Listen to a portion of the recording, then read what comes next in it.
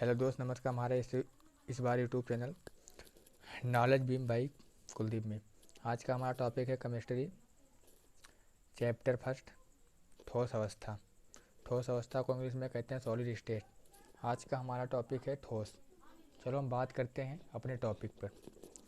ठोस पदार्थ मतलब ठोस पदार्थ द्रव की वह अवस्था जिसका आयतन और आकार दोनों निश्चित होता है उसे ठोस अवस्था कहलाता है। द्रव की वह द्रव की वह अवस्था जिसका स्थान, आयतन और आकार दोनों निश्चित होता है ठोस अवस्था कहलाता है। जैसे कि कोई मतलब होता है कि मतलब मान लीजिए कि आयतन और मतलब आकार दोनों निश्चित होता है। जैसे कि मान लीजिए गिलास का आयतन मतलब निश्चित है कि इसमें 1 ही लीटर पानी आएगा, उसका आयतन और आकार दोनों निश्चित है। बोतल है, बोतल का आकार और आयतन दोनों निश्चित होता है। इसी तरह से मतलब इसको द्रव अवस्था ठोस पदार्थ कहते हैं। जैसे द्रव की वह अवस्था जिसका आयतन और आकार दोनों निश्चित होता है उसे ठोस अवस्था कहते हैं। इसके मतलब ठोस अवस्था के कितने गुण होते हैं। हमारा दूसरी बात है कि ठोस अवस्था के कितने गुण होते हैं। चलो हम फिर बात करते हैं ठोसों के गुण। ठोसों के गुण निम्नलिखित से 4 रूप से होते हैं। कई रूप प्रकार के होते हैं लेकिन हम 4 ही बात बता रहे हैं जो मतलब बहुत सहज और बहुत आसान से मतलब आप लोग को पढ़ने में कोई दिक्कत ना पड़े। जैसे कि हमारा पहला है, बात हम करते हैं पहले टॉपिक की। ठोसों में आवेशी कण एक दूसरे के अत्यंत निकट होते हैं। ठोसों में आवेशी कण एक दूसरे के अत्यंत निकट होते हैं। इसमें अंतर्यु स्थान नागड़ होता है। जो मतलब इसका अंतर्यु स्थान होता है वो क्या होता है, नागड़ यानी शून्य के बराबर होता है। मतलब ठोसों में आवेशी कण एक दूसरे के निकट, अत्यंत निकट, बहुत करीब होते हैं और इसमें जो अंतर्यु स्थान होता है वो शून्य के बराबर होता है। नंबर दूसरा हमारा है ठोसों के कणों के बीच लगने वाला अंतर आणविक बल विद्युत ठोसों के कणों के बीच लगने वाला अंतर आणविक बल बहुत अधिक होता है। जो ठोस के बीच यानी ठोसों के बीच में जो कण होते हैं उनके कण के बीच में जो लगने वाला बल, अंतर जो उनके बीच में लगने वाला आणविक बल होता है वो बहुत अधिक होते हैं। हाँ, बहुत ज़्यादा होता है। तीसरी बात हमारी है ठोसों के अणुओं की गति करने की स्वतंत्रता बहुत कम होती है। जो ठोस होते हैं, ठोस पदार्थ यानी वो गति करने में, जैसे घूमने यानी गति करने में, चाल यानी गति करने में वो स्वतंत्र नहीं, बहुत कम कर पाते हैं। गति करने में बहुत असमर्थ होते हैं। वो गति करने में क्या, बहुत असमर्थ होते हैं। ठोस नंबर 4 की बात करते हैं। ठोस पदार्थ प्रायः अनसंतृप्त का तथा कठोर होते हैं। वह मतलब बहुत कठोर, बहुत मजबूत होते हैं, बहुत कठोर पदार्थ होता है। ठोस बहुत कठोर पदार्थ होता है।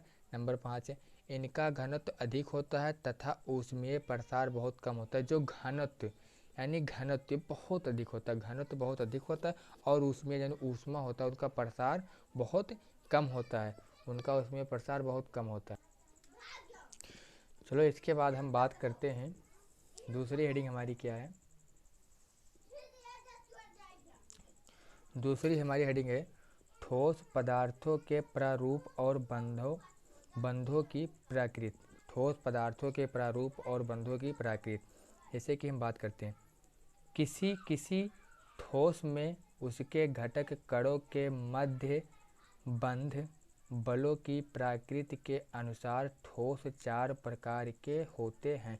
जो किसी ठोस यानी उसके घटक के कणों के जो मध्य के बीच में जो बांध होता है, बंध मतलब बलों की प्रकृति के और उनके अनुसार ठोस 4 प्रकार के होते हैं। ठोस कितने प्रकार के होते हैं? ठोस 4 प्रकार के होते हैं। ठोस कितने प्रकार के? 4 प्रकार। चलो हम चारों प्रकार के बारे में बात करते हैं। सबसे पहले ठोस की हम बात करने वाले। आप लोगों तो बात मतलब ठोस पदार्थ को आप तो समझिए कि ठोस पदार्थ क्या है हमारा। चलो हम इसके बाद में ठोसों के 4 मुख्य 4 भाग होते हैं, चारों भाग के बारे में आपसे बात करेंगे। चलिए हम बात करते हैं। देखिए हमारा मतलब टॉपिक क्या है। आणविक ठोस क्या है? आणविक ठोस इसको कहते हैं मोलिकुलर सॉलिड्स। इसको कहते हैं इंग्लिश में मोलिकुलर सॉलिड्स। ये देखिए, आयोडीन, सफ़ेद फास्फोरस आदि आणविक ठोस कहलाता है। यानी आयोडीन और सफ़ेद फास्फोरस आणविक ठोस कहलाता है। इनके क्रिस्टलीय जालक का निर्माण अणुओं द्वारा होता है। जो इनके क्रिस्टल के जालक, जो जालक बनाते हैं, वो किसके द्वारा होता है? अणुओं द्वारा निर्माण होता है। इसके मध्य क्षीण वांडर वाल्स बल कार्य करता है। जो इनके माध्य क्षीण यानी तीर क्षीण होता है, उनके बीच में कौन सा बल काम करता है? वंडर वाल्स बल काम करता है। कौन सा बल काम करता है? वंडर वाल्स बल काम करता है, कार्य करता है। तथा ये मुलायम और बहुत विद्युत के कुचालक होते हैं। और ये मुलायम होते हैं और विद्युत के क्या होते हैं? कुचालक के। बहुत मुलायम और विद्युत के कुचालक होते हैं। मतलब ये और बहुत ही मुलायम और विद्युत के क्या होते हैं? कुचालक होते हैं। ये विद्युत के कुचालक होते हैं।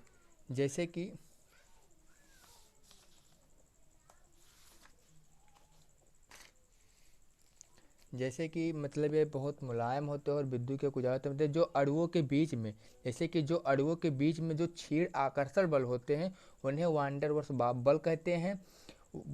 आणविक ठोसों के गलनांक और क्वथनांक के नीचे होते हैं। आणविक ठोसों और गलनांक के क्वथनांक के नीचे होते हैं, मतलब उसके नीचे होते हैं, क्योंकि अणुओं के मध्य जो क्षीण आकर्षण बल होता है, वो बर्फ में अणुओं के मध्य अंतर आणविक हाइड्रोजन आबंध होते हैं, जो अपेक्षाकृत प्रबल होते हैं। इसी तरह से मतलब ये बहुत शॉर्ट में हम इसको लिख कर बनाए हैं। जैसे कि आयोडीन, सफ़ेद फास्फोरस आदि आणविक ठोस कहलाता है। इनके क्रिस्टलीय जालक का निर्माण अणुओं द्वारा होता है। इसके माध्य क्षीण वान डेर वाल्स बल कार्य करता है तथा इससे मुलायम और विद्युत के कुचालक होते हैं। नंबर हमारा दूसरा क्या है? आयनिक ठोस। क्या है? आयनिक ठोस। इनको कहते हैं इनिक सॉलिड। आयनिक सॉलिड इनको कहते हैं इंग्लिश में इनिक सॉलिड। चलिए हम बात करते हैं सोडियम क्लोराइड व अन्य लवण धातु ऑक्साइड, धातु सल्फाइड आदि आयनिक ठोस होते हैं। जो सोडियम क्लोराइड व अन्य लवण होते हैं, जैसे धातु ऑक्साइड, धातु सल्फाइड आदि, ये आयनिक ठोस कहलाते हैं। क्या कहलाते हैं? आयनिक सोड कहलाते हैं। क्योंकि इन ठोसों के क्रिस्टलीय जालक इन ठोसों के क्रिस्टल जालक धनायन और ऋणायन से बने होते हैं। आवेशित आयन परस्पर प्रबल स्थिर वैद्युतांक बलों द्वारा बंधे रहते हैं। जो मतलब ये क्योंकि इन ठोसों के क्रिस्टलीय जालक धनायन और ऋणायन से बने होते हैं। आवेशित आयन परस्पर प्रबल स्थिर वैद्युत बलों द्वारा बंधे होते हैं। किससे? स्थिर वैद्युत बलों द्वारा बंधे रहते हैं। आयनिक ठोसों के गलनांक और क्वथनांक अधिक होते हैं। मतलब आयनिक क्रिस्टलीय संरचना के कारण आयनिक ठोसों का गलनांक और क्वथनांक अधिक होते हैं। क्या होते हैं? अधिक होते हैं।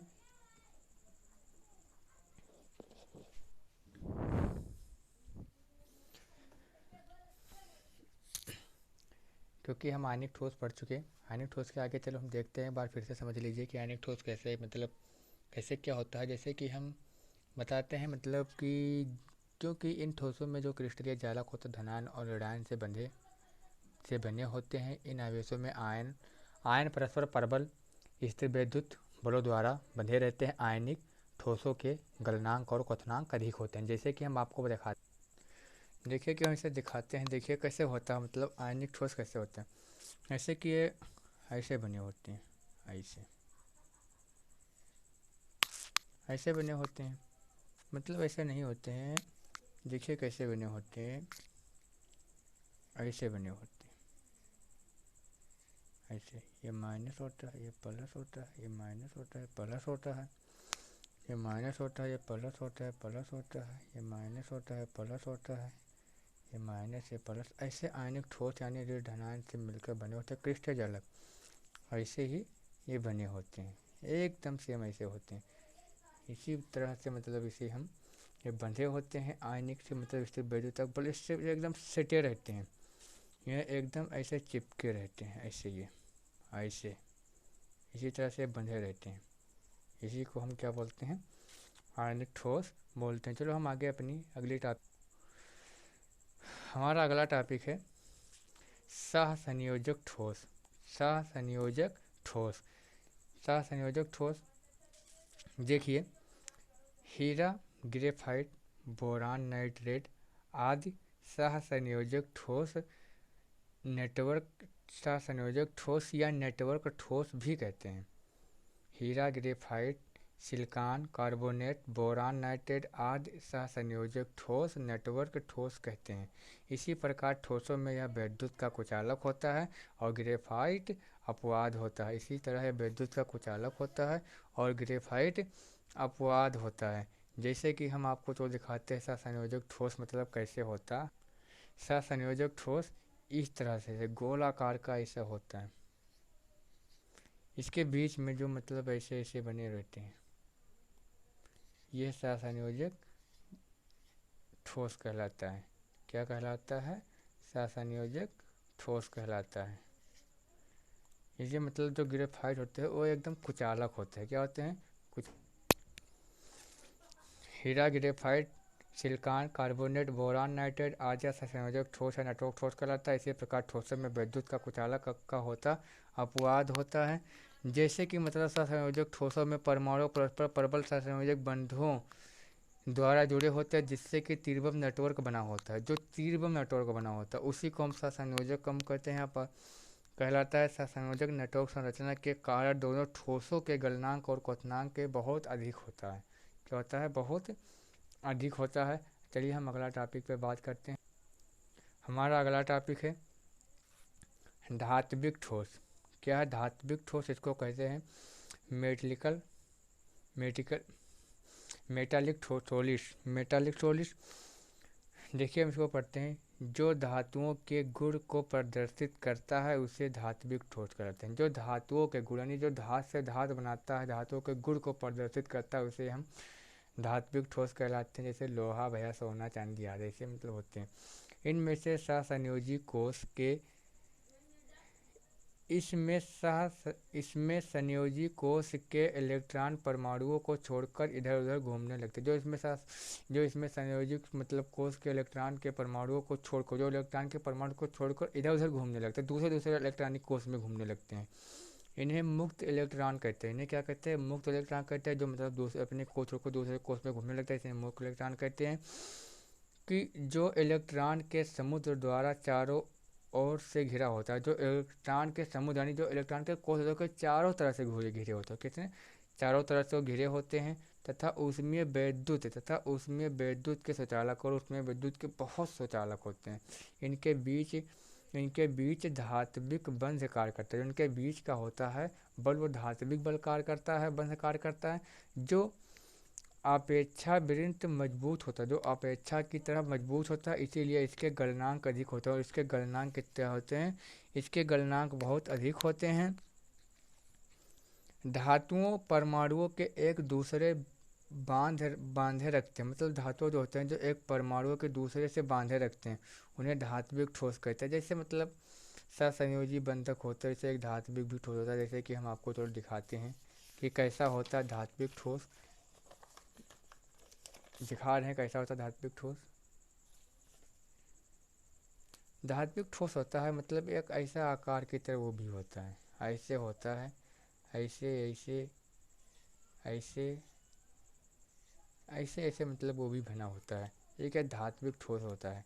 क्या होता है, धात्विक ठोस जो धातुओं को गुण को प्रदर्शित करता है उसे धात्विक ठोस कहते हैं। आज का हमारा वीडियो यहीं पे समाप्त होता है। अभी तक के लिए आपको हम आपके साथ